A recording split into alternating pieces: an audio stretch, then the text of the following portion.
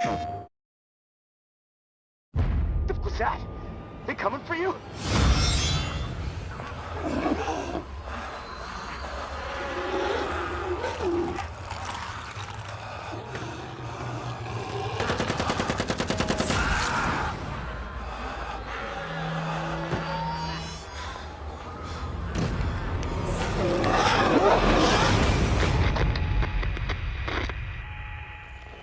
Casey the tourist. Are you there? Does anyone else know about it? No, this ends now. The reserve. It exists. Grub, meds, weapons. So close. I'm through with the search. Let everyone else kill each other over it. The tower and Reclaimed are both after the reserve. It will shift all the power in NOLA. Find him. Get it. No reserve without it. The tower will always stay. This is my commitment to you, New Orleans. I will not stand by idly and allow injustice to continue to flourish within this city. It's getting ruthless on the other side of the tower wall. More people exiled every week.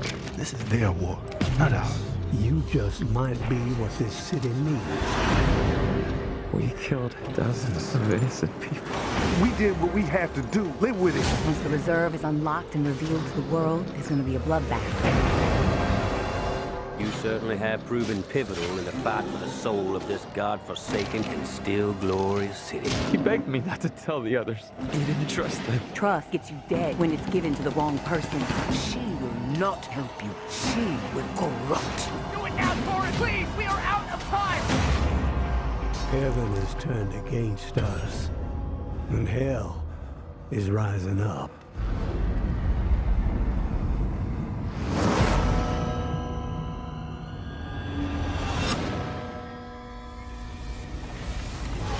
PlayStation.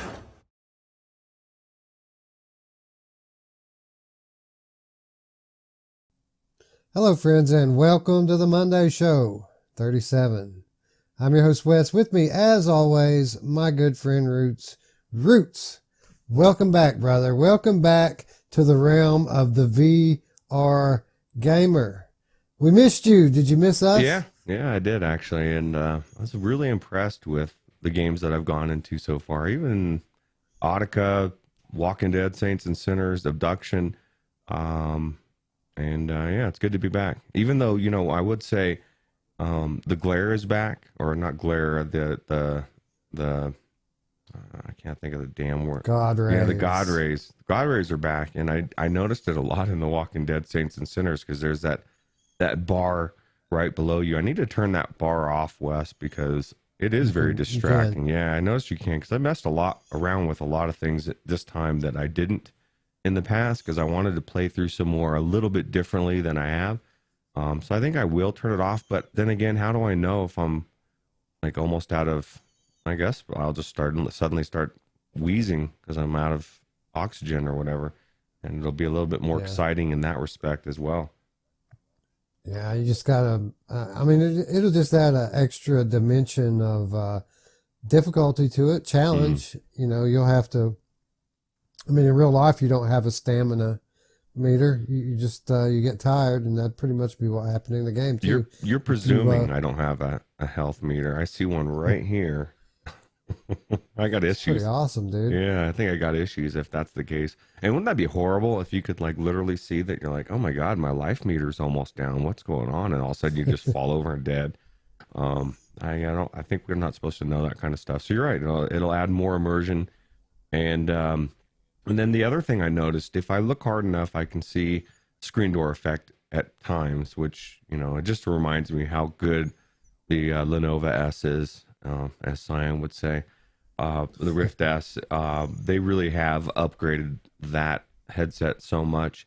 And it also reminded me how good CV1 is, because when I super sample, and because I've been away from the Rift S for a few weeks, I really couldn't tell too much for the most part. So yeah, well, I guess we should just go ahead and jump right on into it then, because I got to say, I noticed the same thing coming over from playing, you know, a solid 2 or 3 months in my Rift S. When I went over earlier today and I checked out The Walking Dead Saints and Sinners on PlayStation VR, as is always the case when I switched over to PlayStation VR, there was that adjustment period, right?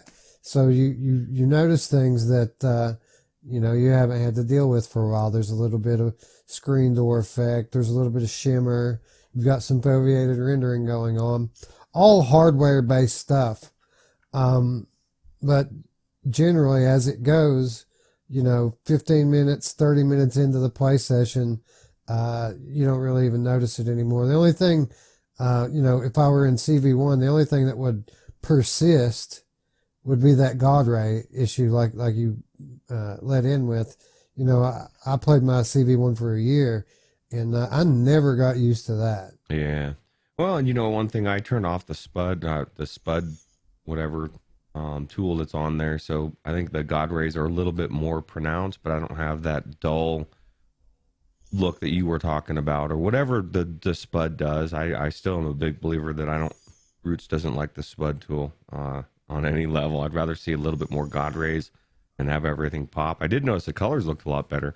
But man, I'll tell you what, The Walking Dead Saints and Sinners, like I said, I did a different approach. One, I turned on the audio for me. So I walked around with Lucille and I whistled, like what's his name does in The Walking Dead. Or I'd scream at the zombies and they would turn their head and then come running at me. And that was kind of cool, actually. I didn't think it would be as cool as it was. And as sketchy as it was, I could see if you were freaked out or you got scared in the wrong moment, how it could be a bad thing to have that thing on. But it is immersive because, that's one of the things that is in real life. If I'm going through a zombie apocalypse and I make noise, they're going to hear me and they're going to come. So you're kind of forced to be more quiet, right? Yeah. Yeah. And it's one of many cool things about The Walking Dead Saints and Sinners. And I keep going back and saying that it's one of the most complete games that we have in VR. There's so many facets to it, so many different things that they've taken into account in making this game. And playing it on PlayStation VR, I'm happy to say it was largely the same experience.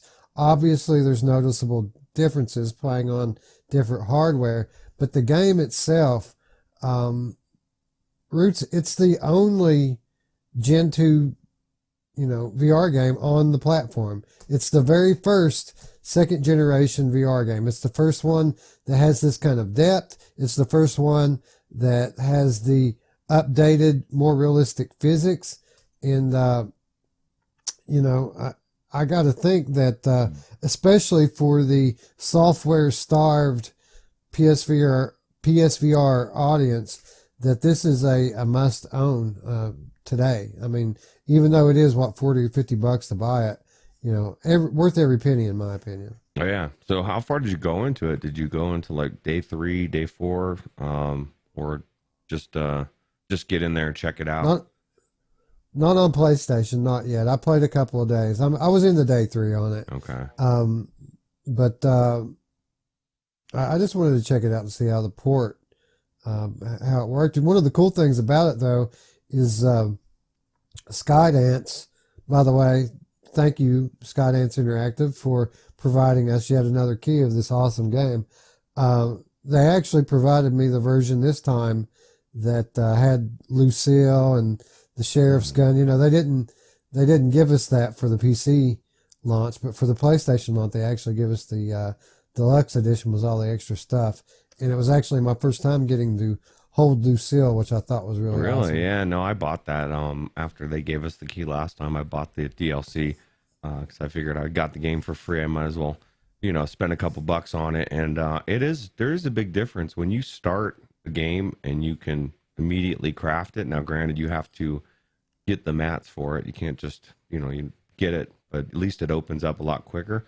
Now, this time I feel a little dirty, Wes, because I wanted to play differently, and I went in, and the first person I came up against, which was that one lady, I killed her ass, and then I went back to the same city, and I came across some guy that's like, oh, you know, I just need food for my kids. I killed him, and I killed somebody else that was looking for drugs. I just need some some medicine, you know.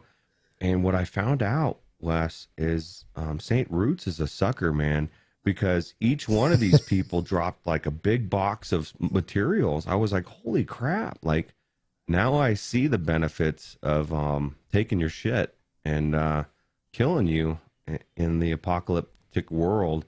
But I felt a little dirty at first. And by the time I killed the third person, I was feeling a little less bad about it. But I got all sorts of ideas for the next installment of St. Ruuts versus Evil Wes, because I didn't even know some of these people existed. Because I usually on the first time I didn't go back to the same area the second day. I progressed where it told me to. This time I just said, screw it. I want to check out this area, see what's happening, because that's what's really cool about this game is every day things change. People move in, people move out, materials disappear. So I would imagine there's a lot more NPCs roaming around with stories or quests that you can do that I didn't know. And yeah, it was pretty cool. It was pretty cool to Lucille them, because that's what I did most of the time. I was just running around smacking everybody with that bat. And now I see the appeal of it. It was fun. Yeah, actually, I did the same thing as in when I went in on the PlayStation. This time I took a bit of a different approach myself and played things as the nice guy. Oh. Although I did attempt to do one rotten thing, and that widow, when she held out her hand for the ring, I tried to give her her husband's head, but it just didn't register in the game. She didn't react to it at all. That would have been cool. Yeah, I forget who gave me the idea for that. Like when we did the Evil Weasel versus St. Ruuts, someone said it in the chat that I should have handed her his head, and I was like, oh, why didn't I think of that? So I remembered that this time going through. After I shot him, I cut his head off and put it in my backpack. Oh, wow. So I didn't even know if you could cut somebody's head off. I knew I blew up a zombie and it took his head and his arm went flying. I picked those up, stuck them in my backpack. Then I got rid of them pretty quick because I realized I can't craft anything with those the head or the arm. But I want to go through and I want to unlock everything, because that's one thing I didn't the first time. Because there's a lot of stuff to unlock in each category, and it takes a lot of materials, and I kind of have a feeling it's going to take a lot of missions doing the going and finding stuff. You know how they have that channel where you can find, drops or whatever. I never did any of those, and I never got in that safe in that first area where when she sends, or you go and you find that in the graveyard or whatever. You go through that tunnel and you come out and where the jazz statues are, you know what I mean? There's that safe there. Yeah. And I never did the safe. I don't know what's in there, but I want to find out. So that's what I'm doing with this next playthrough, is I want to do everything completely different. And I'll tell you what, I'm really impressed with the amount that I can do different. Just in the small time that I've played again, I'm like, wow, there's all sorts of stuff that's different that I could do. So that whoever's doing that is not putting that in there, right? But no, I was really I'm really impressed with this game all over again. Like you said, it's one of the best games out there. It's definitely one of the best games out for PlayStation VR, hands down, story wise and everything. So it's physics, and so I'm sure people are really flipping their lid over this as far as the PlayStation VR community. Yeah, I gotta say it's a top 5 PlayStation VR game right off the top. And just what you said there, that's probably the biggest strength of the game, is the versatility. Every playthrough, I mean, I gotta imagine you could probably play through this thing 5 or 10 different times and have a different playthrough each time, because you have the different choices you make and the way that affects the story. And I'm sure that there's multiple endings. I know that there's multiple endings. But not only that, but you have your different play styles. And that goes to what you were just alluding to, is you can attack the story and move through it quickly, or you can take your time and you can scavenge more. You can deal with side quests more and really, strengthen your character and progress from that perspective. But it's a double-edged sword because every day that you spend, every day longer that it takes you to complete the story, more zombies enter the world and less supplies are out there for you to scavenge. So it's kind of a balancing act, You want to find that perfect spot, hang around just long enough to get everything you need, but don't hang around too long that so long that you end up paying for it when you try to beat the last levels. Again, this is exactly what I'm talking about when I talk about how complete the gameplay concept is and how much depth the game has. There's a lot of different facets, a lot of different things you have to take into account here, and none of it's really too much. Like survival in video games is not my favorite thing, mainly because every time that you play a survival game, it's generally too much. There's too much of this scavenging and just grinding to stay alive, not to progress, but just to stay alive. And in this game, I love the survival aspects because I don't feel like it's too much.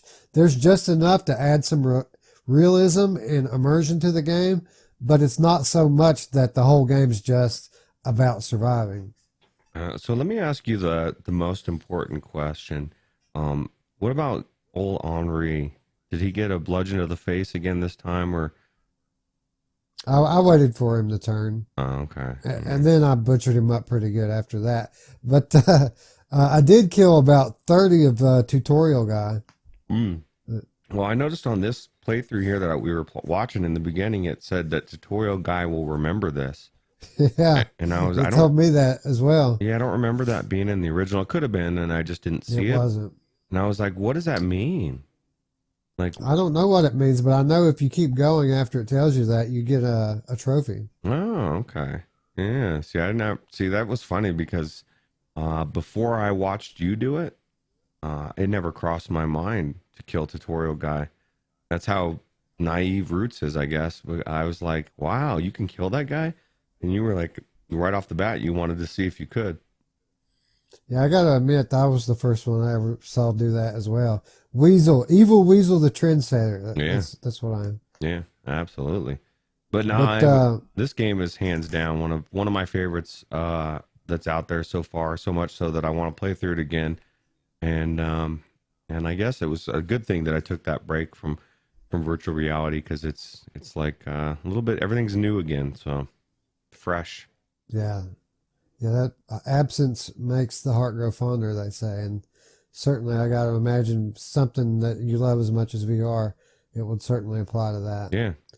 But my let's talk specifically for a minute about the port. How did it port? How does it play on PlayStation? Now, I said that it's largely the same experience, and that's true. I felt the same, but obviously there are differences. It's older hardware. Obviously, it's an older console. It's an older headset. So there's going to be comparatively some noticeable differences. But for the most part, it's the same differences you see on every PC port. It's, the picture's a little less clean. That you see a little bit of shimmeriness to it, a little bit of screen door. That stuff's all to be expected. As far as the actual software itself goes, the characters probably look a little more cartoony in this than they even do on the PC version. The textures have a little less detail. And what I mean by that is you'll be talking to a person or something, say Henri, and he just looks clean. Like a clean person in the PlayStation version, where if you'll remember on the PC version, he's kind of got dirt on his arms and on his face. That stuff's kind of gone here, but the zombie models look really scary. I actually kind of like how the eyes look better in the PlayStation version than in the PC version. The eyes have more of I don't know. They have a different kind of stare to them, and even though it's more cartoony, it's also a little more unsettling. Audio. Now it may just be where it's been a little while since I've played the PC version, but the audio seemed better in the PlayStation version. It seemed to jump out at me more. And again, this could just be, poor memory on my part, because it's been a few weeks probably since I played this on PC, but the audio was just outstanding. And it really, as any good horror game does, it really served to create tension as I'm moving through the streets. I don't think it was just you, because I noticed it as well, and I looked in the notes from March. I think it was late March, and they said something about the gun audio being better, and I think they updated it because, like, when I was shooting a gun and stuff, it sounded really good. And now, granted, I also have had superior audio with the CV1. Isn't that weird, going stepping back and having better audio? But I guarantee you the audio is better than it used to be, because one, I saw it in the notes, and two, the gun sounded so good. And I think they worked up on it, because some of the audio didn't sound right at the beginning, or like when we first played through it, specifically the gunshots and stuff. So yeah, but as far as the Move controllers went with it, I had absolutely zero tracking issues with it. I mean, it played perfectly, and the way the controls are set up on it, it's pretty identical to Arizona Sunshine. So you're using the Move button on the left stick to walk, and you can set it up however you like. You can set it to be controller oriented or head oriented, or a hybrid of both. And then you use the bottom two buttons on the right controller to turn. There's another button to walk backwards. And if you're already playing PlayStation VR and you're used to using Move controllers, you won't have any issue playing this game. It's absolutely comfortable, and even though it's been a while since I've been in PSVR, I picked it up like that. Oh, that's good. Yeah, no, I still prefer joystick, and I can't wait till PlayStation VR comes out with the next version of headset with new controllers and all sorts of stuff. But I never really got used to the locomotion in the PlayStation VR, because I played it so little, and most of the games I played I just didn't play enough of it. Like, you played for how long? Year and a half, 2 years, or whatever. So you're very aware of that. But no, what about the you said the tracking was good. I noticed that was another thing that really impressed me with CV1, even before I got the third sensor in the mail today, is just how good the tracking is when you're facing forward. Like, there is absolutely no jank whatsoever with just two cameras, and it made me think, man, even if PlayStation could just have come out with a second camera that you could buy and hook it up to the USB or whatever, and I don't know why they didn't do that at some point. But two cameras is obviously better than one, and so. Yeah, that was another thing I was thinking when I was thinking about the value proposition that this game offers on PlayStation. Obviously, we already said it. It's already a top 5 game on PSVR. It's a must own for anyone who is playing PSVR. But when you think ahead and you think about the prospect of new hardware, which is coming, it's coming quite soon. As a matter of fact, a lot of people say, Ruuts, that by the time this episode airs, a lot of people are expecting that we will have seen what the PS5 is going to look like. Wow. Like, they're expecting it tomorrow for there to be a pretty big announcement. So hopefully that's the case. But at any rate, again, I feel like this game specifically already is very comparable to the PC version, but by the time PS5 comes out and they update this game, I mean, it's going to be indistinguishable, right? Yeah, Yeah, just watching that guy fumbling with the bullets there. That happened to me actually. Forgot how to reload, and I was like, "Oh crap! Someone was on me." I was pushing them off. Yeah, this is definitely going to be. It definitely is one of the top 5. I would agree, and it's going to move up in the ranks once the new hardware drops, specifically when the new headset drops as well. And there's no, you get the controller and the better screen and just whatever else comes with that as well, combined with the superior audio of the PlayStation 5, no load screens. That's going to be really nice. So yeah, that was one of the biggest. Really, as far as the software goes, I only really noticed 2 negatives that really stuck out. One of it being what you just said, the load times. It takes a minute for this game to load. I mean, for real, you got to wait on it. Kind of weird though, because like every time it brings a load screen up and the bar gets to about 40%, it kicks you into the game. So like the bar doesn't fill up. It gets to about 40% and the game starts. It did it like 4 or 5 times like that, but it takes it a while to get there, you know. The other thing I noticed was some textures popping, like the draw distance was fairly short.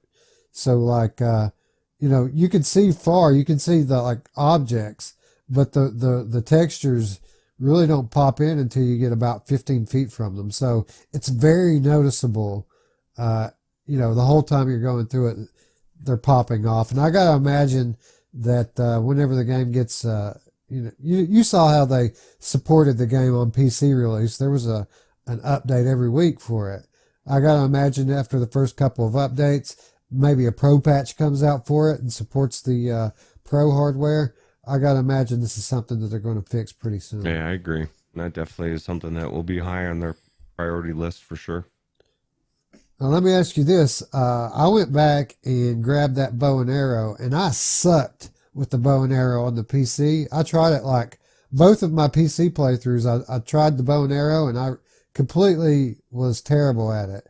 But in the PSVR version, I was nailing bullseyes with that thing, man. I couldn't miss. So either they've upgraded the mechanic across the board, like you just said with the audio, or for whatever reason, the bow and arrow work better with the move controls. Well, my guess is it's probably the first one, but I didn't try the bow and arrow. I even though I just complained last week about not trying it, I literally ran through there, got that other stuff, came back. I looked over at the bullseye, and I almost started going forward, and I thought, I'm not going to use that, and then I just didn't do it.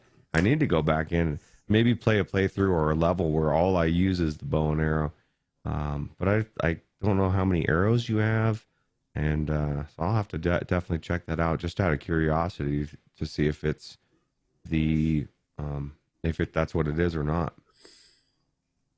Yeah, you start off with 11 or 12 even. Yeah, there's 12 arrows. You find 10 on the table there around the bus, and then there's 2 in the target when you find the bow. But the bow itself only has 3 or 4 shots in it before it breaks.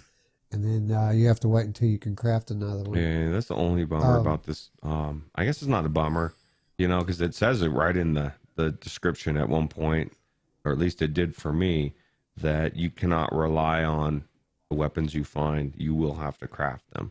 And so that was going through my mind as well. And it doesn't matter what it is. It could look like a nice sturdy gun, and then all of a sudden it just breaks on you. So... yeah, it's another one of the great things about this game. Another thing that adds that extra level of depth, that extra level of challenge, and the extra level of immersion is you constantly have to be worried about what you're going to be using. You know, every time you leave the bus to go to town, you got to make sure you've carried just enough provisions with you to survive, but not so much that you keep your backpack full. So it's another balancing act that you have to try to pull off. You know, Ruuts, I absolutely love this game, and I'm so glad that Skydance sent me another copy of it, because to be honest, you know, I was playing this game, loving it. Half-Life Alyx pulled me away from it, and I kind of forgot just how awesome it is until I got back in it on PlayStation. And I remembered, man, this game is so good. And I got to imagine a good portion of my next week is going to be spent in this game. Yeah, it's the same. I was the exact same way. You know what's funny is there was somebody else in the Discord that said that they didn't buy the game when it came out, but when the PlayStation came out, they saw so many gameplays that they decided to go ahead and pick it up. And every time I see their name in the Discord, they're playing this game when they're in VR. And that's I think it was Drew, wasn't it? Yeah, it was Drew. Yeah, Delirium Drew VR. And so yeah, it's a testament as well. It's a lot. It's bringing people back in, and it's also bringing people that never were in. And I tried that shotgun for the first time too. I picked it up before, but I never really tried it. And the sounds on the gun do sound so good now, so loud, and it really does draw all the zombies around. Of course, like I said, I was running around screaming at zombies and whistling, and there was a point, Wes, where I literally, I mean, I don't know how many zombies I killed. They were just everywhere, and I just kept killing them because Lucille had a craving for blood, and it was fun, man. Well, she is a vampire bat. Yeah, she's definitely she's progressed since Glenn and whatever that dude's name is. So now, let me tell you, man, that shotgun's awesome. Like, it took Henri's face off in one clean shot. I mean, just boom, gone. Who doesn't want to take Henri's face off? Well, actually, I always feel bad about that. He's your friend, you know. But it's funny. He's not my friend, dude. He's old. He wanted my help. Yeah, that's true. Well, what's funny is I had to play. This is back when it first came out. I had a friend come play through it, and or part of it. And he went straight right when he didn't even wait for Henri to say anything. He just stabbed him right in the face. And I was like, oh, well, you know, there was dialogue there. And he's like, oh, no, he just saw a guy hanging there. And that's the reality of what life, some people would do that, you know, it's like, oh, hey, you're hanging there and, you know, you're in my way. I'm going to kill you. Maybe check your pockets, see what's going on. I want to know exactly what's going on and find out, oh, God, that's my friend. You know, can you imagine if you in real life killed that guy and then you realize, oh God, that was Ruuts. Oh shit, man, I probably should have maybe cut him down, or, you know. I've noticed a lot more on the I've watched a few of the PlayStation channels playing through this just to get the reaction, because I know that they're playing something the likes of which that they haven't had a chance to play before. So I'm excited. I'm excited to see them freaking out by playing it. But I've noticed that most of them do kill Henri right away. Wow. And I think it's just because, you know, they've never had a melee game with realistic physics like this before. They're anxious to stab things, right? Yeah, well, they should have just did a zombie right before that, you know. But, well, what's good is I guarantee some of them killed him and then picked up the letter and were like, oh, God, that was, you know, maybe that was somebody I knew. Well, when you play on PC, after you kill Henri, are you talking about the letter that's on the ground there from the reclaimed group talking about him? Yeah, there's some chick or something talking. Yeah, I don't think I ever found that. I don't remember finding that on PC. Maybe I did and I just don't remember it, but that seemed new to me this time. Also, in the PlayStation version, there are these little voodoo dolls that you find around everywhere that are like collectible. And I don't remember that from the PC version either. They might have added those because I found it as well. Like, I found one on the bus and I was like, oh, okay. Yeah. And then when I went outside the bus, there was another one there. I picked it up and I was like, well, I can't. I had just literally tried to scrap it and figured out I couldn't. And so I threw it back down because I was like, I can't scrap this. And my mind, they've added a lot of stuff in, right? Yeah, like even when I first went out, there was one of those boxes that have all the supplies in it, and I was like, I don't remember this being here. But again, it's been, you know, since March, so it's been 2 months, well, a month and a half since I've played it. So who knows what I forgot or didn't forget? Although my mind is a lot more clear because I'm not high all the time, so. You know, you'd think I'd remember it, but that I was back then, so I don't know. Right. Well, anyway, at any rate, they've obviously updated this game a lot, even since then, and I would imagine that they're going to continue to do so. I said it at the top. This is a must own for anybody. PC or PlayStation VR, this is a must-own. And just to see what a great job these wizards at Skydance have done on the PSVR port now has me wondering, how's it going to manage on the Quest? You know, obviously, you wouldn't think, conventional wisdom would tell you that you can't get a game like this on Quest. But I got to think if anybody can do it, it's these guys, right? Yeah, actually, you just took the question right out of my mouth. I was going to ask you what your thoughts are on the Quest version. If you're already seeing things not pop up, and because you know the misconception is that the PlayStation VR is less powerful than the Quest, and definitely not less powerful than the Pro. And I don't even think it's less powerful than the OG, but I don't know specs or whatever. But they're gonna have to do some real wizard magic or something to get this thing to play that well, I think. So it'll be interesting to see how it comes out. I agree, and every time that I think, you know, this is impossible, you can't bring a game like this on the Quest, I think back to Vader Immortal and just how good Vader Immortal looked. Obviously, they're using some different techniques to achieve these visuals on the Quest, but it works. It looks good. So we'll just have to wait and see. I'm not going to count them out because, again, they've been able to, you know, to bring this game largely intact to the PSVR, and that in itself is a feat. Yeah, absolutely. Anyway, go pick it up. The Walking Dead Saints and Sinners, available now, PSVR, Steam, Oculus, everywhere. Soon to be Oculus Quest, but definitely must own. Yeah, for sure. We all lost everything. Everything but our stories. And they shouldn't be forgotten.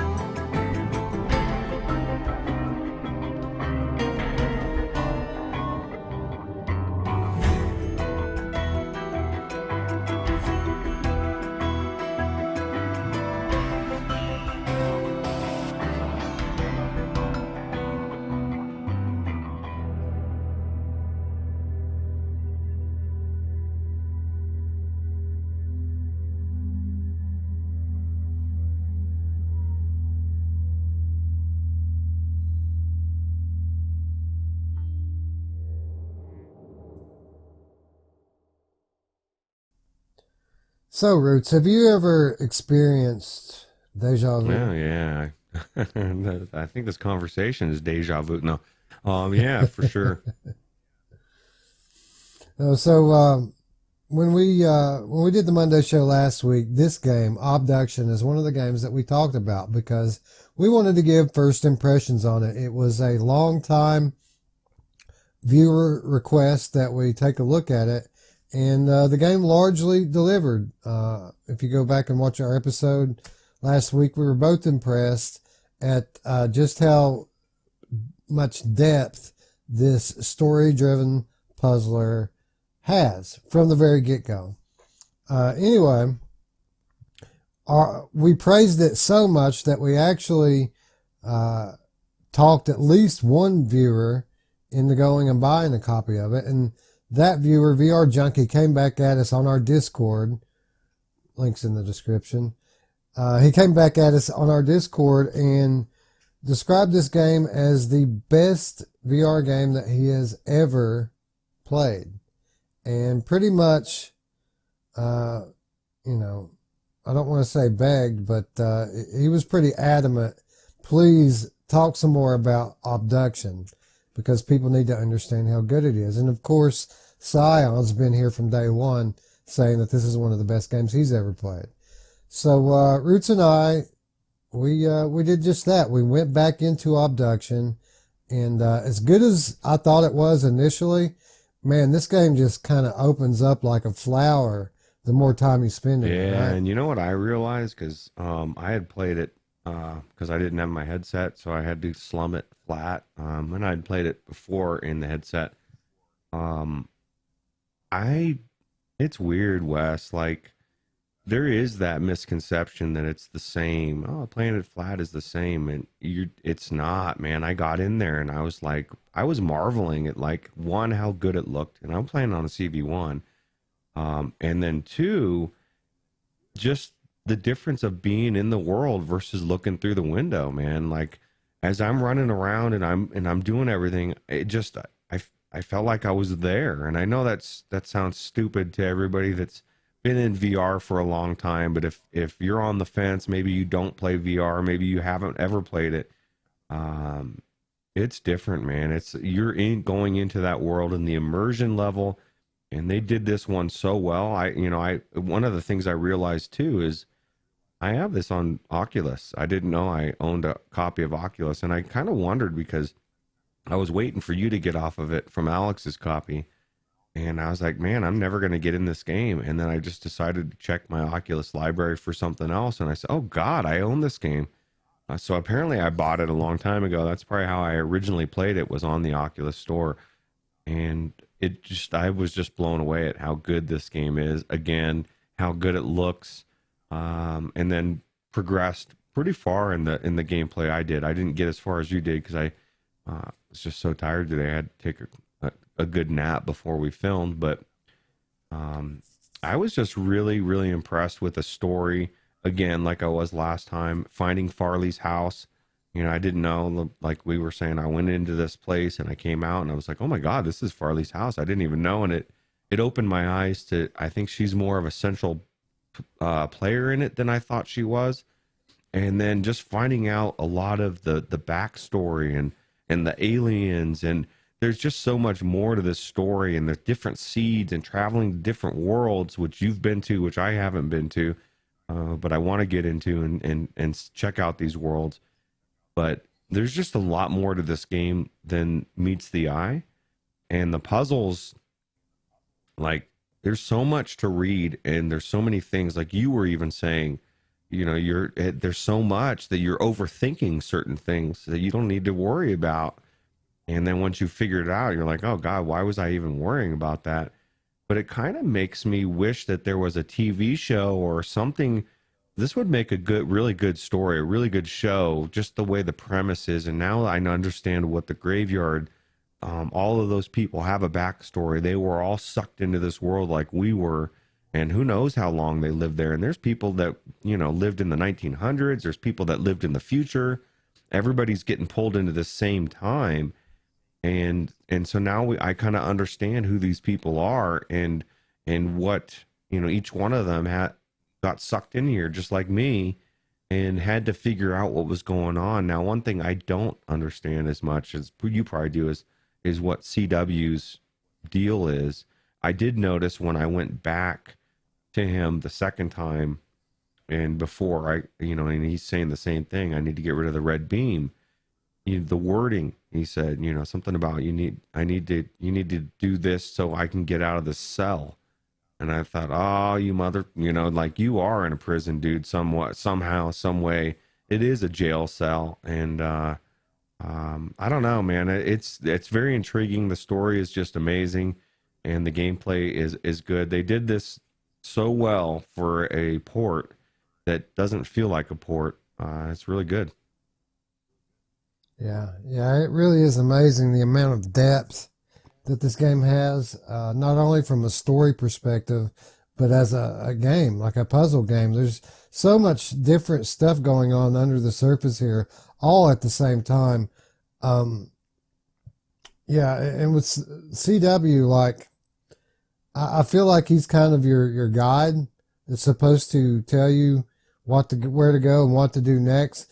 But Ruuts, I kept coming upon so many different things that I could do that I just went on and pretty much played the game without him. And I felt like that was a mistake because when I went back to him to catch up, he didn't back up for me. He just picked up like I've been working with him this whole time. I was expecting him to get mad at me because of all the stuff I was doing in town here, basically undoing all the work that he did before he went into the vault. But with CW, he's an interesting character. He's basically the engineer of the town. He's the guy that does all the technical stuff, but I haven't come to terms with exactly why is he the only one here and why is he stuck in that vault and can't come out. So we haven't gotten that far yet, but this game took me, man. Like I thought that I had only played it for 6 hours, but then it occurred to me that the first play session I was offline and it doesn't log that time. So really I played this game more like 8-9 hours, and we're talking about over 2 or 3 days here. And anybody that knows me knows I don't play that much to spend that much time in one game. It really is a testament to how good the game is. So as you go back in it, I would advise you to talk to CW more. As bad as it sucks and as much of it as there is, you got to read. You got to read everything you find, and you'll learn more. Not only about the town, all those people up there in the cemetery, you'll learn more about a lot of those. And before you know it, this world here, Hunrath, it just opens up like a clamshell. Like there's passageways, and this place is more well connected than you know. Like after you get it unlocked, it just takes a minute to get from one side to the other. It's literally, you can go wherever you want just like that, except for across the river. I still haven't been able to get in over there across the river on the ground level. I've been up in the mountains across the river, but the ground level, I haven't found my way over there yet. And what you're saying is true. There are portals to different worlds. There are 4 of them, including this one. I found 2 of the portals. There's one I've still yet to find, and I got to imagine it has to be over there, right? It's the only place I haven't been. Yeah, did you find that? You had the tape recorder. Okay. Yeah, I did. It actually replays the intro, like the part from the beginning. No, there's Did you flip the tape over? Yeah, you had to flip it to get it to play. Like the side one wouldn't play at all. Because it went through like a lot of the different characters, and they were kind of telling the story mutually together. Like it would. Oh, yeah, that's it was. right. It was really cool. And it kind of made because there's a kid in there. There's it just opened my eyes. And like you said, there's so much to read. I'm picking up this book and I'm like, it's almost too much. And I'm reading about these different aliens and the seeds. And there was so much to this game in the short time. I guess I've only played it about 4.5 hours or so. And so I don't feel like I'm probably even close to where you're at. It's a little daunting, actually. I was just so tired earlier. I couldn't even think about going in there and playing and then still doing the show. And then so my mind was like, well, we could do it in the morning. And then I'm like, well, no, Wes got to go to work. The show has to be tonight. And so I opted to sleep instead. But I don't know. I want to go back into it. I want to check this game out. I want to see what else is going on and get to where you're at, to where everything's unlocked and I'm finding more stuff. Because the last time I went in, I found the stuff up top and really didn't exactly understand how to unlock the portals like you did. And so I need to figure that out as well. And so I don't think it'll be that difficult. I guess science says if I can count to 5, which I can count to 5, Wes, I should be able to get the puzzles undone. But I'm gonna go against my instinct to just say screw it. I'm just gonna look up a gameplay because I don't want to ruin it. I want to actually play this game through the way it's supposed to. So I'm just gonna have to summon my inner Ruuts patience and just do it, because normally my patience isn't good with a game like this. I'm like, especially in VR, I get in there and I want to keep moving, but that's not how this is designed. You got to stop and you got to look at it and think about it and try to figure out, okay, what is going on here? How do I open this up? And so I think I can do it. Yeah, I agree. Now I will say this: where you're at right now is really the threshold to the game opening up. So if you play it another hour, you're going to play it 5 more, because you're really at the part now where things start to happen from a not really a story perspective, but from a puzzling perspective. The world's getting ready to open up for you. As far as the puzzles go, read everything, and you have to take in and think about it. And if you can, I mean, the story itself is not that important to figuring out the puzzles, but when you read about items and things that you find, and that you read things that tell you how they operate, you need to know that stuff. Okay. Because that really comes into play. Now, as far as looking up and watching gameplays, don't do that. If you get stumped and you're absolutely frustrated, come to Weasel, and I can give you things to think about without giving you the answer. I can set your mind in the right direction without just telling you what to do. So you kind of just did a little bit, just as far as what you said, will make me focus more on what I'm reading.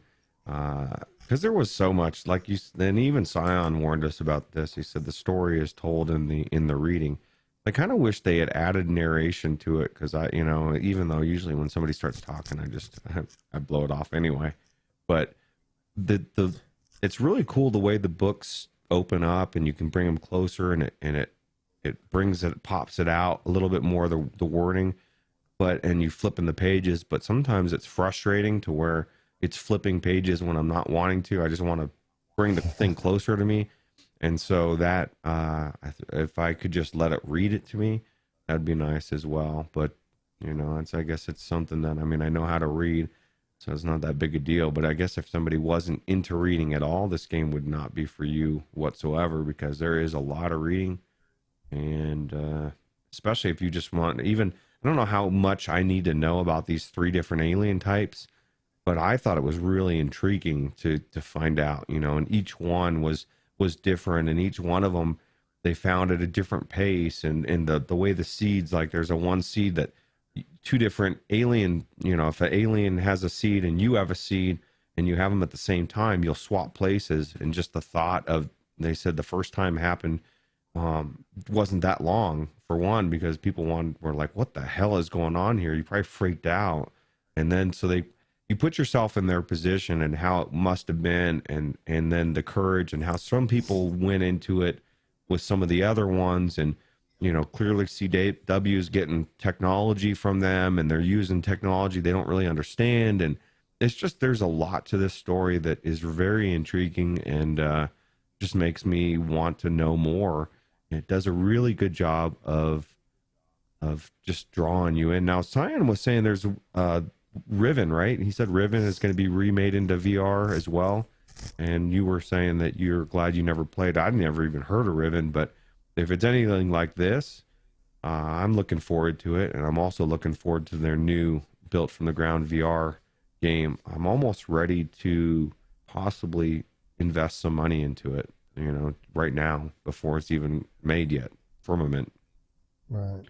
Yeah, Firmament looks outstanding. What we've heard of it, the little bit we've heard about it so far. But Riven is the direct sequel to Myst. So Myst is kind of the first big point and click puzzle adventure on PC from 20 or 30, I guess, years ago at this point, close to it. Riven was the sequel to that, and I never was a big PC gamer. I did have Myst and play it just because, you know, it was later on, you know, after it had been out for a while. I had a computer that would run it, and I did get that and play it. But I never did play Riven, and if they're going to remaster it and redo it in Unreal Engine 4 and make it VR compatible, then I'm absolutely glad I didn't play it back then, because now I'll get to experience it for the first time from the inside. Will you play through Myst again, or do you remember it enough to get the gist of it? I mean, if they put it in VR, I will. You know, if they remaster it and put it in VR, absolutely I would. But you know, I don't. You know, I haven't heard anything to that effect, so I'm not going to go back and play a 30-year-old PC game just to get the story down. You know, That's what people did for Half-Life. They're like, you got to play through Half-Life, man, just so you know. It's the G-Man, bro. Yeah, it's the G-Man. Like, yeah, it's the G-Man.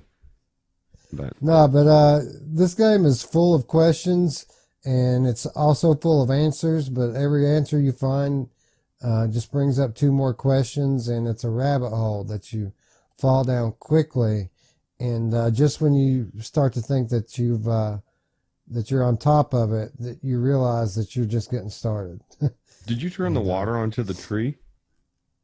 I did. I did a few different things to restore the tree, let's say. And, yeah, so I turned the water on and didn't seem to do much, but I knew that it did. It must have done something. Yeah, there's more to it than just that. You have other steps beyond that, but it does make a difference. Okay. Cool. Well, yeah, definitely recommendation from me. I'm assuming you as well. It's right. It's still on sale right now for $10, right? I noticed it was yesterday. You know, I almost bought it again, Wes, because I was thinking, man, I got to play through this. And then thank God I found it on that. I would have been a little upset if I had bought it on Steam when I already owned it on Oculus, because there's just no reason for it. Well, let me just say this. If I'm in it like that, it's just because I forgot to pull the cable out. All you got to do is send me a text, and I can just pull the internet cable right out of the computer, and we can both play. Secondly, even if you didn't have it on Oculus, it's on Viport Infinity. Anybody that has Viport Infinity can play this game, and I highly recommend that you do. Oh, another tip that I want to point out to you, and I don't know if this is the case for you, but I'm sure it will be for a lot of people out there, because it was for me. The game, every time you start the game, it defaults at low graphical settings. And if you start the game without going and changing it, it'll lock into that. Even if you change it after you start the game, it'll stay in low graphics until you restart the game. So before you load the actual game, from the main menu, go into settings and hit auto detect, and it'll change it from low to, in my case, epic. It sets everything to epic, and it makes a huge difference in what the game looks like. Because I thought to set it the first time I went in. The second time I just assumed it would keep my settings, and I went into the game and I was like, man, I remember this game looking a lot better than it does here. I mean, everything's kind of washed out, and the whites are too bright, and it just doesn't really look all that good. And then I went into the settings, and it was set to low. And I was like, crap. So I changed it, auto detect, and changed everything to epic, and then I went back in the game, and it still looked the same, and I was just like, well, crap. And then something else happened, and I wanted to restart. So maybe 20 minutes later, I stopped the game and closed it out, and then opened it back up again. And when I went back in, I set the graphical settings before I went into the game. And after I did that, it was just, boom, beautiful. So be sure you're checking that every time you boot this game, because as beautiful as you think it is, it's probably even better than that. See, what's weird is I don't know if that must be, it could be a Viveport. It's probably through Steam, because when I went back in, because I didn't have it downloaded, I re-downloaded it and went in and went into the settings after I got into it, and everything was already set to epic.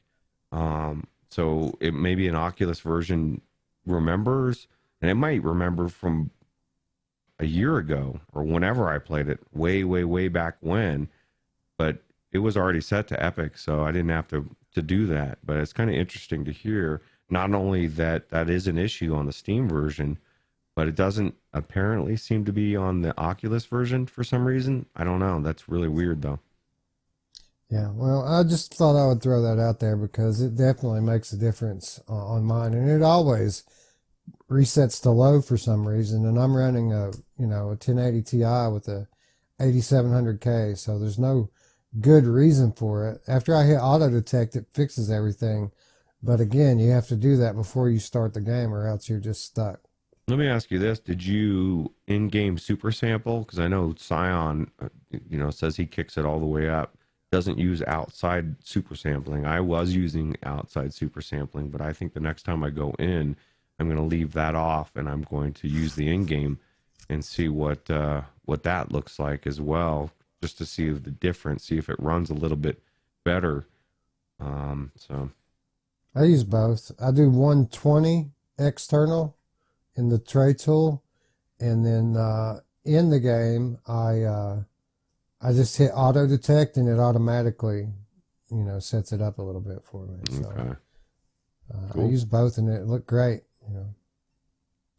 Anyway, Obduction, it's one of the most intriguing stories that I've come across in video games, period.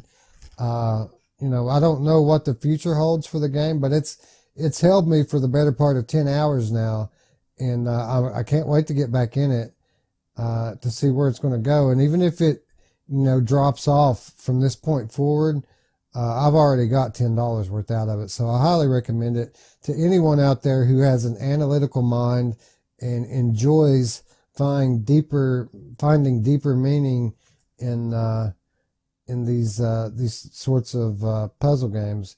Definitely give this one a look. There aren't many better. Yeah, I agree.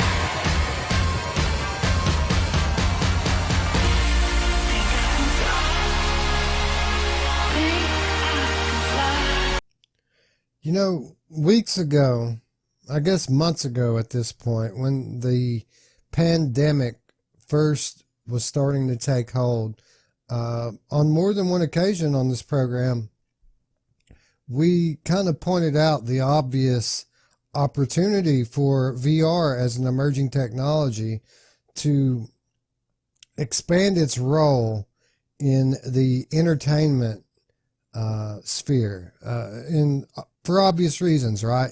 If people can't be together physically, anyone who has a VR headset knows that the next best thing is in VR, because you do have that sense of presence of being in the same space with someone, because you are in the same space with them.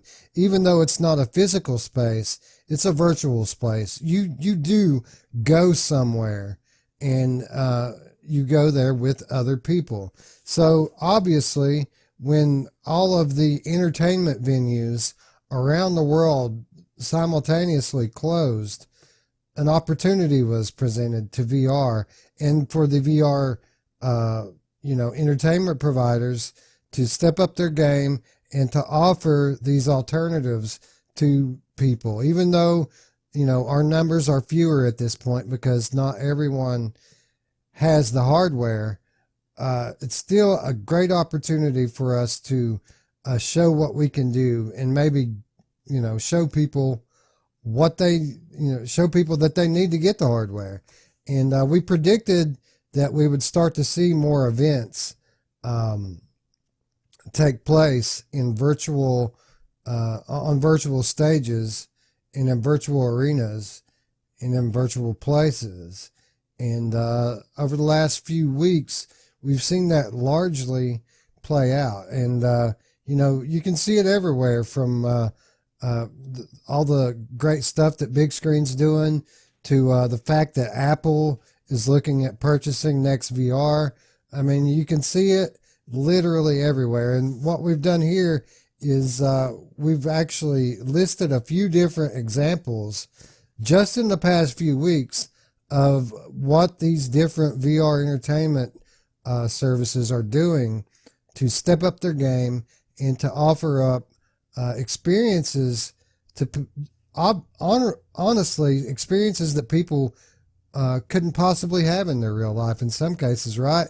The possibilities that VR offers up aren't things that are possible in the physical plane. And hopefully more and more people are going to realize this as we move forward. Oh yeah, and you even nailed it back in the day, or it's not that long ago when this was first starting, that really what it would take would be big names, big artists, just something that's a little bit bigger. Because we went into the wave and we were like, man, this is so cool, but wouldn't it be really cool if you saw big artists doing this, people that you wanted to see anyway, and you could see them in a virtual space? Because you nailed that as well as what you just said.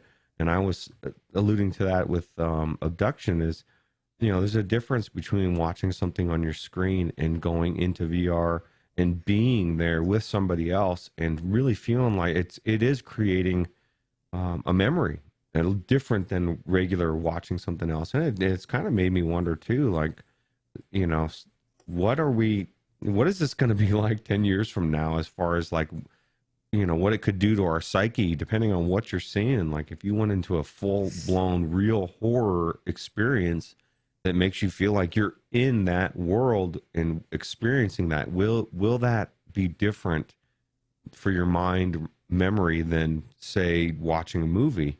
And I would submit absolutely to some extent. But yeah, I really am impressed with what they've done so far, and where the steps they're making, and hopefully it will draw people in. And I think it will. Maybe somebody, I've been talking to a lot of older people about virtual reality lately at work, customers, and I'll always go back to that, like Sistine Chapel, or just things that, they're not gamers, but maybe they could see, a version of their favorite artist in virtual reality that they could never see in person. And especially when you can't have a bunch of cats like that for sure in real life, but maybe you can't go to a concert now, but you're not able to because they're not having them, and most people don't want to be around a whole bunch of people anyway, because they're hiding in their house.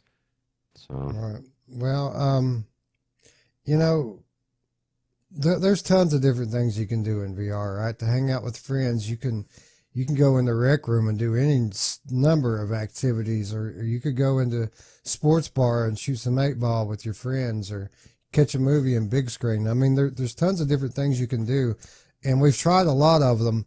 But, you know, over the last year, as we've tried all of these, you know, none of them have impressed me quite as much as Wave VR. Wave VR was something that was completely off of our radar, and we just checked it out one day because I read about it in an article, and we checked it out for the Monday show, and we were both blown away to the point that we talked about it week after week after week on our show, to the point where we actually got a lot of people in there with us, you know, you know, we said it then that if developed properly, the Wave VR is the future of live music. This because there's so many things that are, we just said, you know, there's so many things that are possible in a virtual space that are not possible in the physical realm. And the Wave VR is, you know, the best example of that today. I mean, there's so many crazy, trippy things you can do in there. But even if you're not, I mean, even outside of all of the live music and things that you can take in the Wave, even if you're just playing around in the overworld, it's a ton of fun just going through the overworld and playing with all the toys and things that they have set up for you out there. It's really mind-blowing and trippy. But, you know, we said it then, if they could ever manage to get some really big artists into the Wave VR and draw some real crowds in there, it could really take off. And we, you know, kind of did our part to shout it from the rooftops, like I said, week after week after week. And now we're seeing it come to fruition, exactly what we were talking about, because just this past week, the Wave VR has announced their, quote, One Wave Summer Concert Series. And with the Wave says it's bringing in more artists this summer via this concert series, which will include artists such as John Legend, Tanash, Jaws, Galantis, the Church of Galantis, which you're looking at here, and more. So this series began actually on the 30th of April with this show you're looking at from the Church of Galantis. And the Wave says more show dates will be announced and roll out over the next several months. So they haven't fully announced their schedule yet, but obviously, you know, they've locked down some big names here. I mean, John Legend is a legit, you know, superstar in the music business. And I can't wait to see what kind of a digital audio show that they put on. I'm sure it's going to be amazing. Yeah, this one here looks better than anything I've seen in the Wave as far as that, you know, just the elaborateness and the interactiveness is really cool. Now, let me ask you this. Are you able to go into Galantis now, or is it's done? You can't go in there and check it out? It's a one-time deal, right? I think they're all one-time deals. I know Galantis has put this show on a few times in there, but there's no just like replay. I mean, like there's the 3 that are in there, right? The 3 performances that they keep on loop in there. But I haven't read anything that says that they've changed any of those out. So I got to imagine that they haven't. They should make it to where you could go in there and check it out, and you wouldn't be as interactive, but it'd still be cool. Now, my second question is, like, how psyched are you for, like, if they come up with a Miley Cyrus, you're there, right? I would check it out. You know, I would not, like, if somebody were to offer me one of her tickets to go to Rep Arena or something and see her, I wouldn't go. But if it was happening in the Wave, I'd check it out just because I'd want to see what the other side. It's not just music in there. Like the music's just part of it. Like the experience with the people and the visualizations and just the world that you're in. That's the experience. The music is just a little part of it. Yeah, I agree. Those cats are weird. I just think it's going to be really cool to check out, and kind of psyched to see the John Legend one, see what else they're going to do, right? If it's really successful, they might get. Oh, go ahead. The really cool thing about it is if you don't have a VR headset and you still want to get a kind of an idea of what's going on in there, these performances are also streaming across other social media and gaming platforms. Something that the studio says will let fans, quote, socialize and interact with the artists as they perform, cheer as part of a global avatar audience, voting on key show moments, playing mini games, and socializing with one another. So basically, these shows aren't just happening on the Wave in VR, but they're streaming on YouTube, they're in Facebook, and all of these different social media applications are showing these, the flat version of it, which obviously isn't going to be the same experience, but it will give you, the viewer, an inkling of what they could be taking part in if they had the headset. It's cool too, because you can still hang out with family and friends, even though they're not able to go there. They could still be a part of it, and maybe it sells a headset. They're like, man, you're telling them how awesome it is, and they're like, you know what, screw it. I'm going right now to Best Buy online or Amazon, and I'm ordering my Oculus Rift S, or too bad. Good luck on that one. But if they are able to get a headset, then it'd be really cool. It's definitely going to give a lot of people thought and pause to what VR is, especially if you have somebody that that is able to go in there and tell you how awesome it is. Yeah. Man, could you imagine if they released this on the Oculus Quest, just how big it would blow up?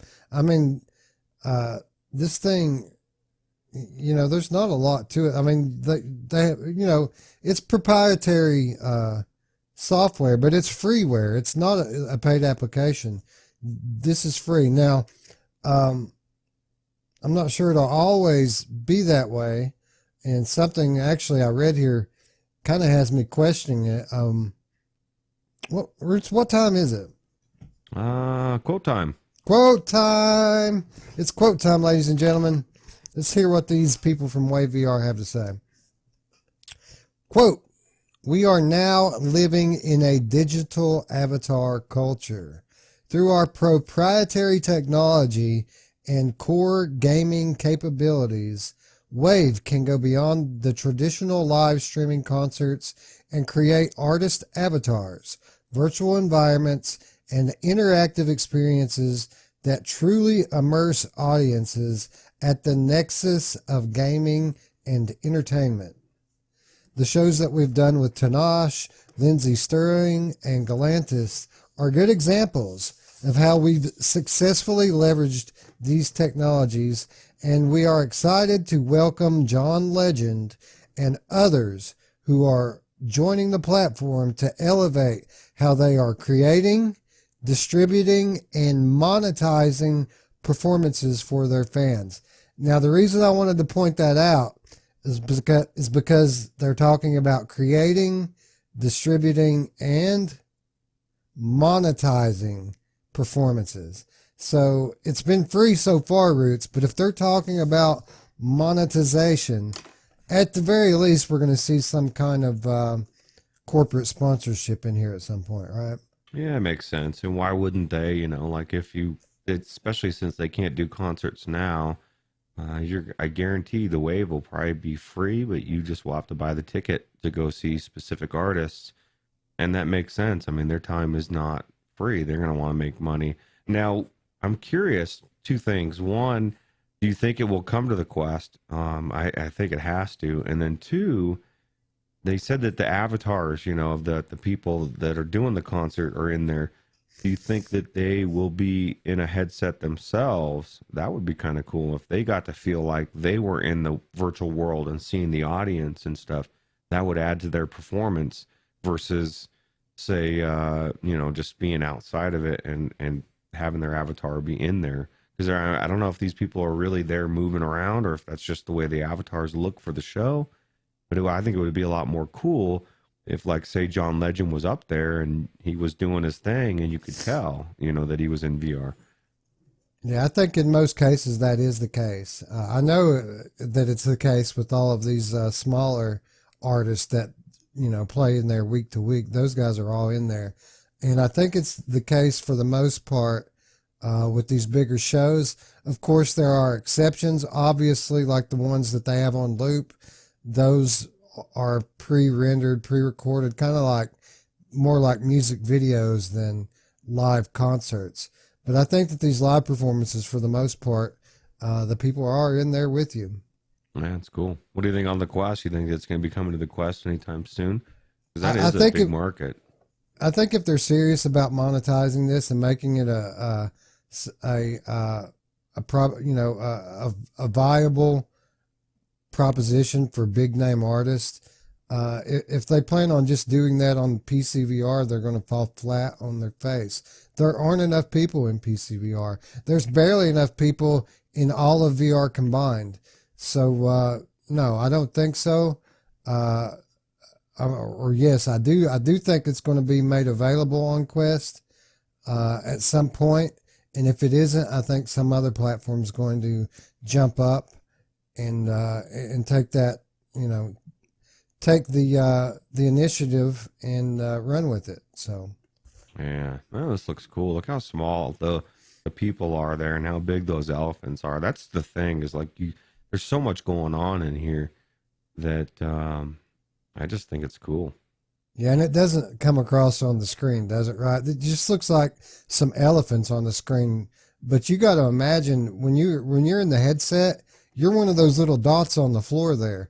These elephants are massive, you know, and that's what's so breathtaking about it. And this goes back to what I said about Miley Cyrus a minute ago. I would absolutely go see her show because there might be friggin' 100-foot elephants at it. You know what I mean? Yeah, well, who knows with her, what the hell you'd have in there. There'd be some weird ass stuff. Definitely be worth checking out. I'm down for it. I'm totally down for whatever weird ass stuff she wants to show me. Yeah, for sure. Anyway, this is the One Wave Summer Concert Series. I do think that they want you to RSVP for most of these things. I don't know if you have to get digital tickets or not. But just they have a cool website. Check out the Wave VR website, or just join our Discord. You know, we have active members that go into the Wave regularly, and I'm definitely going to be going back into it more myself now that I know that this is going on. And yeah, be sure to keep up with what's going down on the Wave, because I promise you it's going to be amazing. Yeah.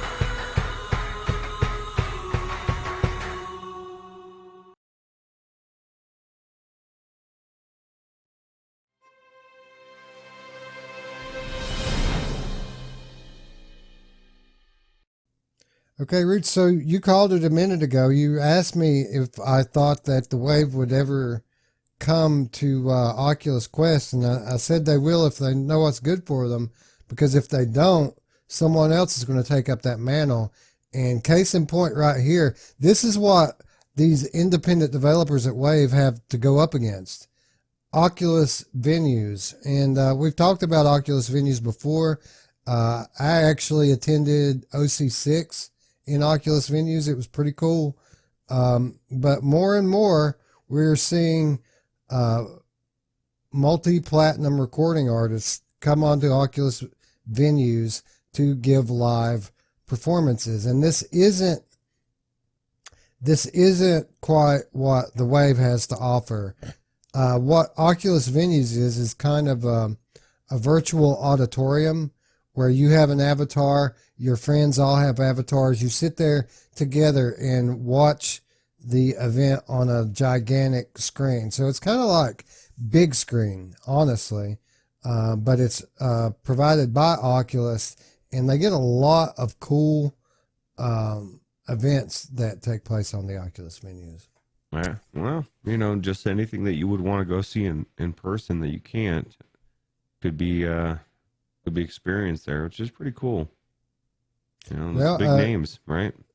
Yeah, well, in recent weeks, there definitely have been some big names, and this goes back to what we were talking about at the top, that the state of the world has created this necessity to be able to entertain people by alternate means and methods, and this is what we're seeing here with Oculus Venues, because multi-platinum recording artist Offset and a few friends have held live music stream via Oculus Venues just 2 weeks ago on Wednesday, and just this past week, Wiz Khalifa. I know you know who Wiz Khalifa is, right?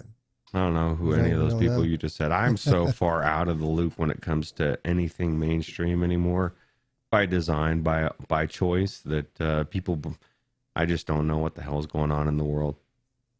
All right. Well, Wiz Khalifa is, again, another multi-platinum recording artist. He's a rapper. Okay. Much.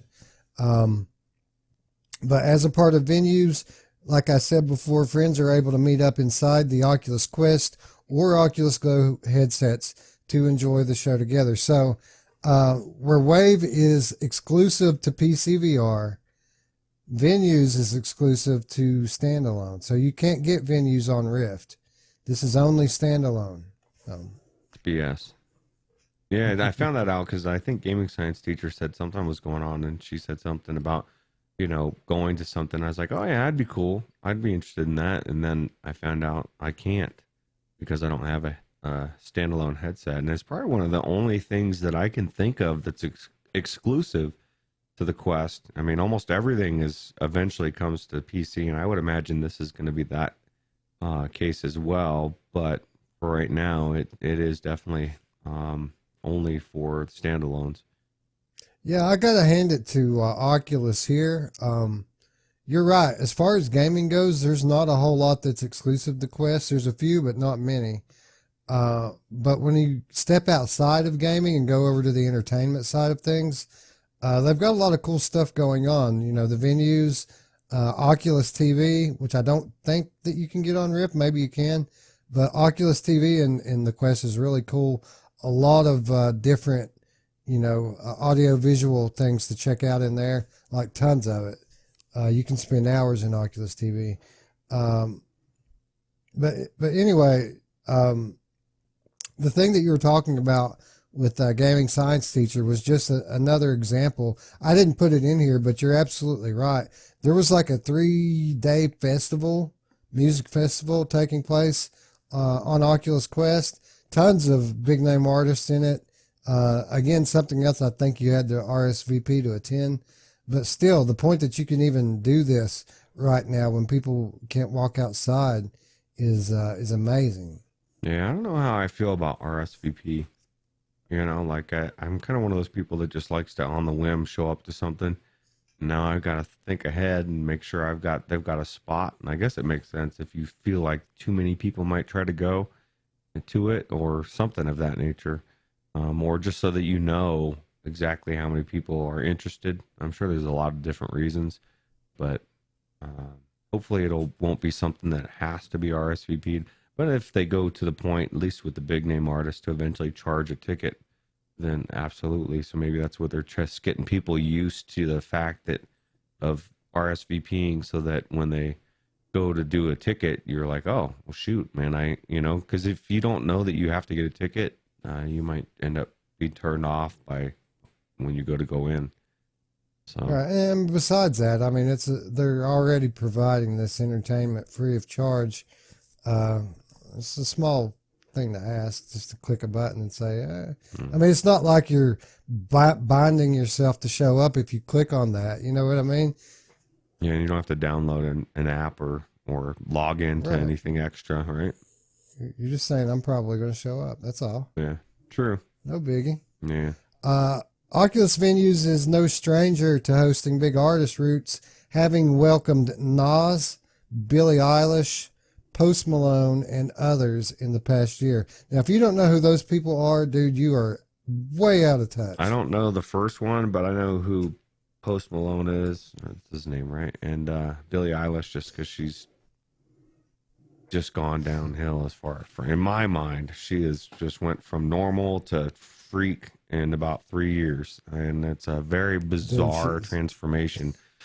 She's a teenager, dude. Yeah, well, that's true. Yeah, but it's extreme though. The what they portray as her character, or whatever you want to call it, it just went really from one end of the spectrum to the far end on the other side, and it's very it's just bizarre to me. I mean, it is bizarre. Typically bizarre, because that's just the way they are. You know how they are. Yeah.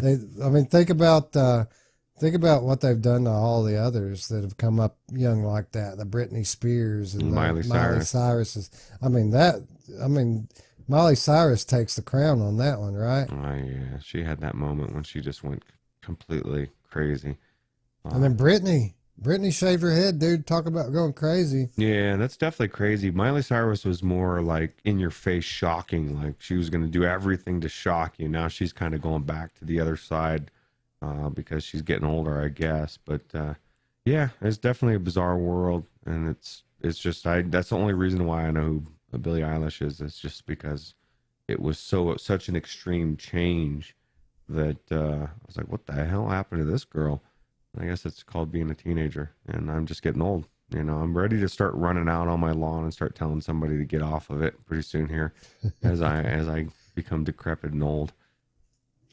Honestly, the fact that you know who Post Malone and Billie Eilish is and don't know who Nas is kind of surprising, because Nas has been around way longer than those other two. A lot of people would call Nas a legendary rapper. I mean, he's fairly well known and very talented, honestly. Not my style of music, but you know, I can recognize talent when it's there, and Nas is pretty awesome. Yeah, I'm sure my son would know who he is. I'm just not into music in general.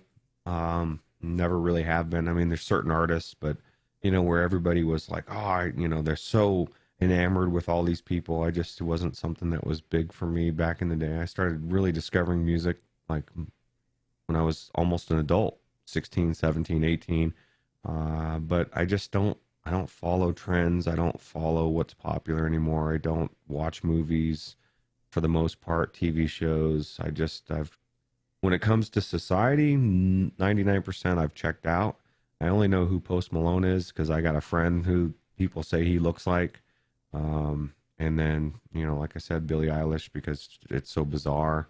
And I don't know, you stumble onto a YouTube video talking about how crazy the transformation, talk about YouTube rabbit holes like we always do in the Discord. But yeah, so that I don't know, I feel like I'm out of touch by design. I don't want to be in touch with most of what's going on in the world just because it's so insane anymore. And we say it all the time, topsy-turvy world, you know, upside down. Everything has just been flipped upside down, and I don't like it. So well, for those of you out there who do enjoy live music and don't have PSVR, keep your eye out on Oculus Venues. Obviously, some big names coming through this summer. You know, it would be cool is like, and I'm sure it'll come, especially in the wave type of stuff. But you know, you've got all these shows of Michael Jackson, you know, where he's projected and stuff, and Prince or whoever, man. Like, there's going to be some really cool AI artists, or who knows what we've got coming down the pike, man. It's going to be such a crazy world. Yeah, especially when they start uniformly outfitting all of these production setups with 3D cameras that can, you know, capture volumetric video at a high level.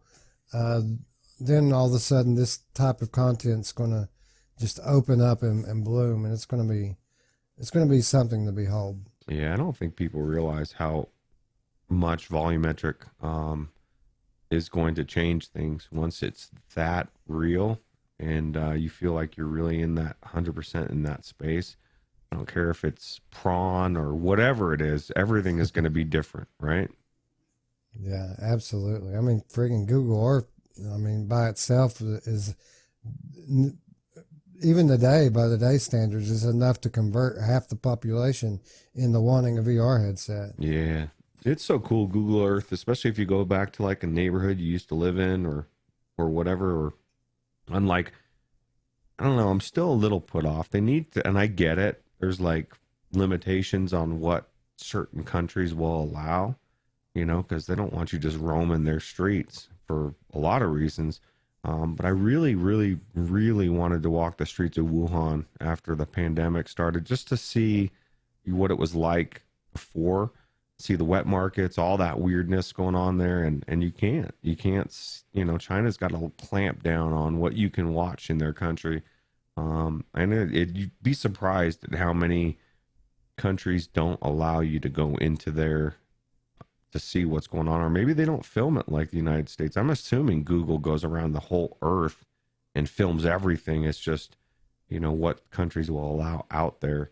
But I really want to check out some, you know, it's just different to go to, you know, you go to Russia, okay, it'll let you go into some remote place or whatever, and it's really eye-opening as you're walking around and you're looking at stuff and you're like, wow, this looks like it could be Colorado, you know, and it just shows you that the world isn't so bizarre. It's just everything's different. You know, you go to different countries, politically they're different, but the world is the world, and a mountainside's a mountainside, right?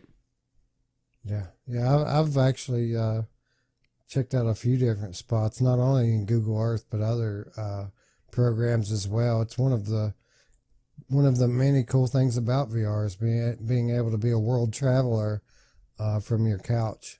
Yeah, I've never been to New York City, but I've walked the streets in New York. And what's cool is like you go to the Empire State Building, or you go to some of the monuments like Statue of Liberty, and you really feel like you're there. You're looking up. So I can't imagine when they get to volumetric or that kind of stuff, and you really do feel like you're there, and you can walk around a little bit better, because that'll be cool when you can actually walk around with your joystick and feel like you're really walking versus teleporting to different nodes.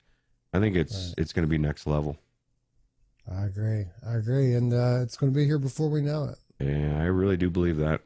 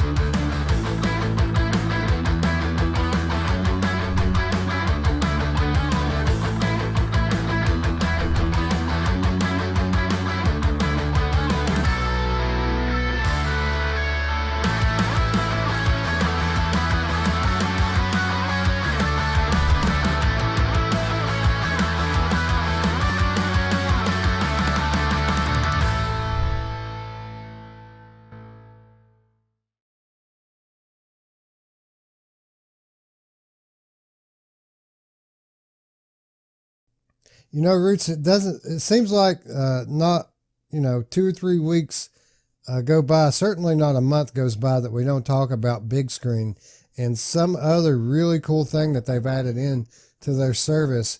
And it's perfect timing, right? Because like we said, now's the time that the theaters are closed.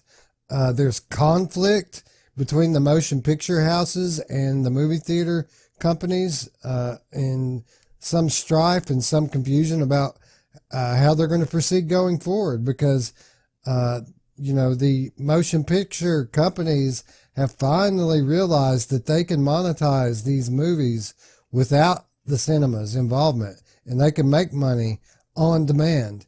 And that just plays right down the alley of big screen, because it's the best of both worlds. It's on demand and it's the theater experience all rolled up in one from your living room. Yeah, I agree. And this big screen Funimation that we're looking at, I don't get it, Wes, but then again, I don't get anime. But it looks like for something that some people that love anime, it'll probably be the biggest thing in the world, especially if you could go see new anime, or even just experience, an older anime with your friends. But I don't know. I need to figure out what this anime is like. So let me know in the comments below or in the chat, what is Ruuts missing by not knowing much about anime or being into anime, or what do you love about anime? Because it's just a genre that just flies right over my bald head, and I just don't get it because I'm old and I don't, you know what I mean? It's just something that came after, and we talked about this last week. Just came after, it's a younger generation thing, and I'm not talking young, like my friend that looks like Post Malone, supposedly. He's like in his mid-20s and he loves anime, but it's just something that I don't get. Yeah, well, it's a big deal. Like a lot of people are really into anime, and that therefore it's a big deal that now Big Screen has revealed that they've partnered with Sony Pictures anime distribution company Funimation to bring some of the biggest names in anime to its on-demand service. Big Screen founder and CEO Darshan Shankar revealed that with Friday's release of on-demand video, the platform successfully broke its all-time revenue record. So that just shows you right there, Ruuts, that on-demand's where it's at. I mean, Big Screen's been around a while, and they've been selling movies for a few months now. And, the day that they went on demand was the biggest day that they've had so far. Well, let me ask you this. You said they partnered with Sony Pictures, Funimation. Do you think that Big Screen is going to come to PlayStation VR? Because I can't see it that it doesn't, as long as Sony's, open to it. It's such a big platform. I can't imagine the CEO of Big Screen not pushing for that, right? Yeah, Big Screen has been coming soon to PlayStation VR for the past year. So I got to imagine any time now they're going to announce the PSVR version of it. Yeah, well, that I think will do more for Big Screen than anything, because we've said it before, how many headsets are in VR, and that's one of the only platforms that, as far as I know, maybe I'm wrong, you can readily run out and buy a headset, because all the other ones you can't get your hands on, seemingly, for PC. So, well, certainly not the Oculus ones or the Valve. Right. I mean, you can get some WMR, you can get HTC. But yeah, what you're saying is absolutely true. There's 5 million PSVR headsets out there, and a lot of those people are in the anime. Okay. And now that Funimation's involved, Big Screen is able to show 30 plus anime films, including popular hits like Akira, My Hero Academia, Two Heroes, and Attack on Titan. And already Big Screen boasts a catalog of dozens of 2D as well as 3D films available for on-demand viewing, which includes the ability to control playback like you would on demand at any streaming service. Yeah. So, awesome. It just gets more awesome by the day. Yeah, it's going to be huge. I would say this time next year, even us talking about it now, will be surprised how far it's gone. Look how far it's gone in a couple months, like you said, since they decided to do pay-per-view. And once they've realized, whoa, there's money in this, we can actually make money, and couple that with the fact that a lot of these they're not able to get people to come in person anymore. So it just opens up the door for everything. Well, we need to recognize that moment that eventually they're going to talk one of these film companies into letting them have a new release, right? Just as a trial run to see how it does. We need to recognize when that happens, and we all need to support it. Obviously, most households don't have VR headsets, but the ones that do, we need to show out. We need to buy tickets, and we need to see whatever movie it is that they bring in, just so that the motion picture companies can see that it can work, and maybe even if it's not our favorite movie that we want to see initially, what it's going to do is it's going to serve to bring more movies down the line, so that we can go and see these new releases in big screen at one day. I'm torn, Wes, because I don't like to support movies I don't like. There's so much stuff out there that I view as propaganda, where it's just like in your face. And I would have a hard time buying that ticket, even to support VR, just because I feel like I'm supporting that crap that they're pushing on me. And so I don't know. I don't know if many people out there feel the way I do. Probably not, because like I said, I've checked out of Hollywood for the most part, because it's just not what it used to be. But and some countries have a lot of influence on that as well. I won't go into that, but I don't know. I just I get what you're saying though. Yeah, I'm just I wasn't trying to. No, I just need to get over it. Is what it is. Propaganda. Yeah. They haven't announced any movies that fit this category yet, so we don't really know whether or not it's going to be propaganda or not. But my point is if it's not your favorite genre, you may want to plunk down the money anyway to support big screen as a platform, because it has implications down the road. Yeah, I agree. The new on-demand system gives you 48 hours to finish your selective movie once you've started it, and they will be available in up to 10 countries for starting from $4 per film. So I think the $4 is the 2D price, $6 is the 3D price, but they give you up to 2 days to finish it. And your friends can come along and watch it with you, but they do have to buy their own tickets to join you in the theater. Yeah, well, and we've said it before, the 3D in the headset is better than any 3D I've ever seen in a movie theater. So, you're actually, it's rendered 3D versus seeing it through the glasses.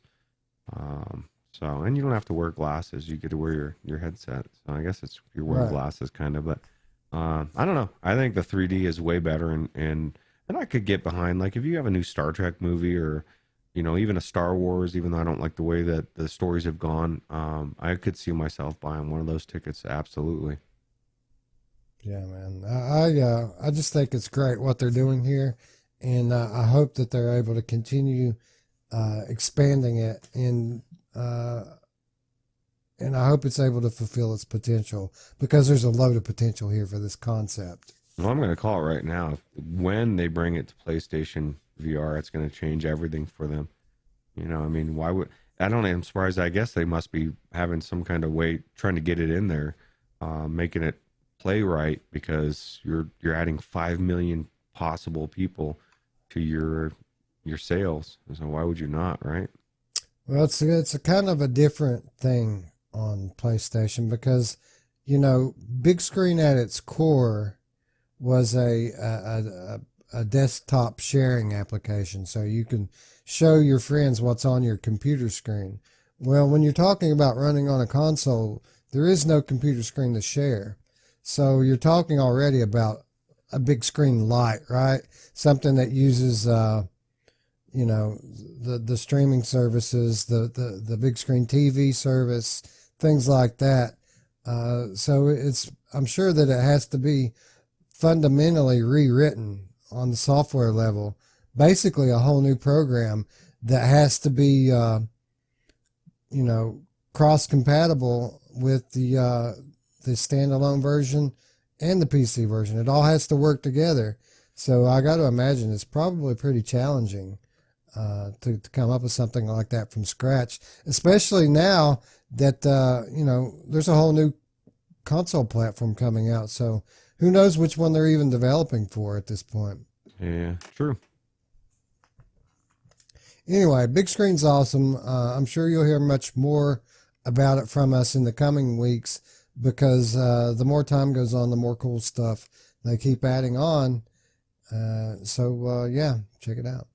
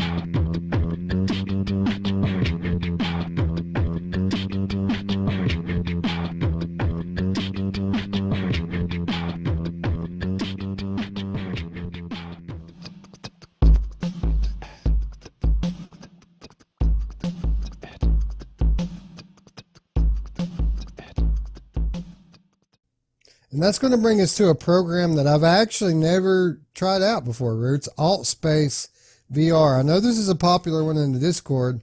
I know that GST likes to hold meetups from time to time in AltSpace.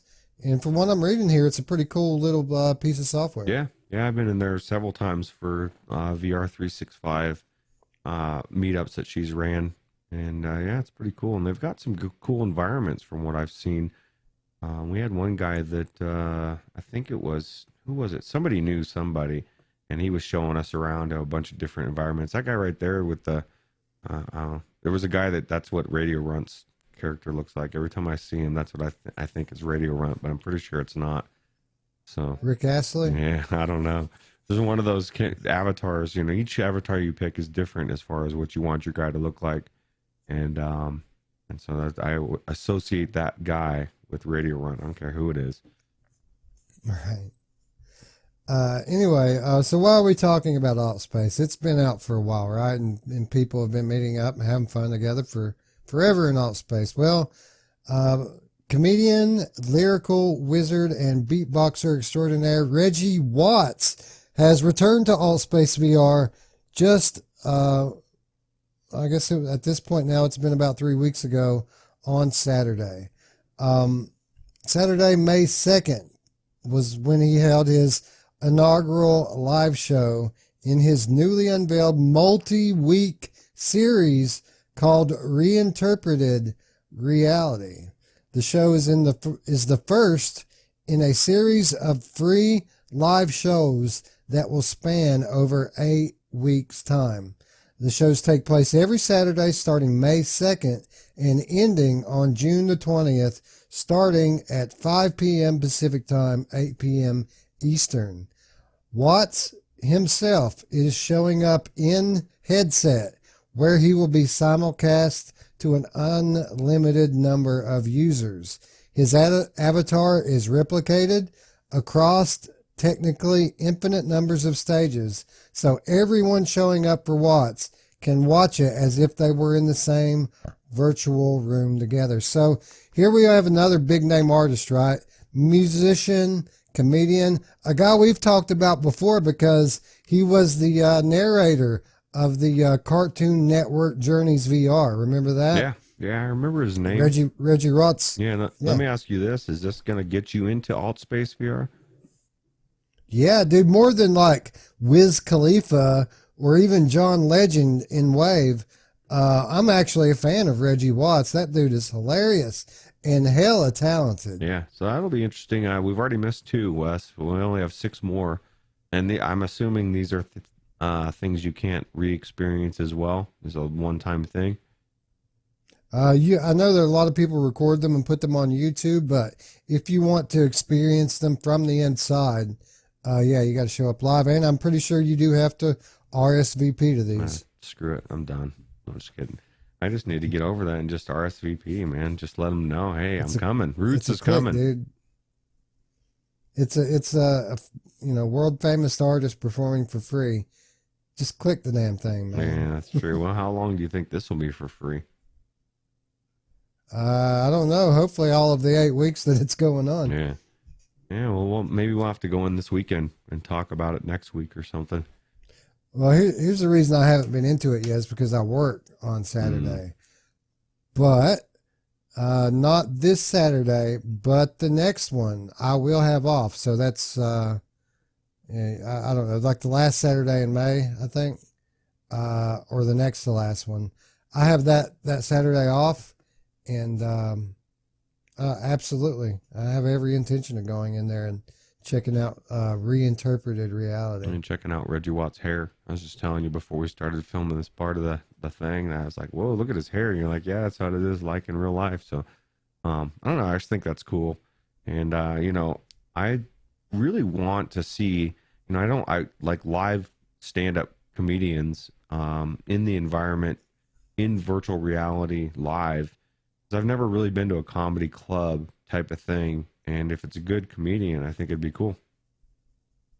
Yeah, his shows, they're funny, but I wouldn't call it stand-up comedy. Okay. He's a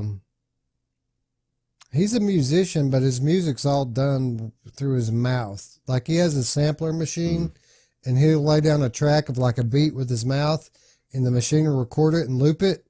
And then he'll add in another track on it, and that'll loop. And he just keeps adding layers into the song, but it's all his mouth. The whole thing is just him making noise with his mouth. And he does it in a way that makes it funny, but more so than that, it's just, he's talented with what he's able to do. Yeah, sounds cool. But, yeah, dude, I look forward to getting into some of this stuff, the Wave, this reinterpreted reality. But I will say this, if you're going to be coming into this stuff on the regular, like I plan to, I would hope that you would have the good judgment not to go into it completely clear-headed. I mean, enjoy it for what it is, brother, because you know. I don't have to tell you. You already know. Yeah, for sure, especially for something like that, like his show. Yeah. Yeah, I'll talk to you more off air about that, but this is the type of thing that we're going to have fun attending. Yeah.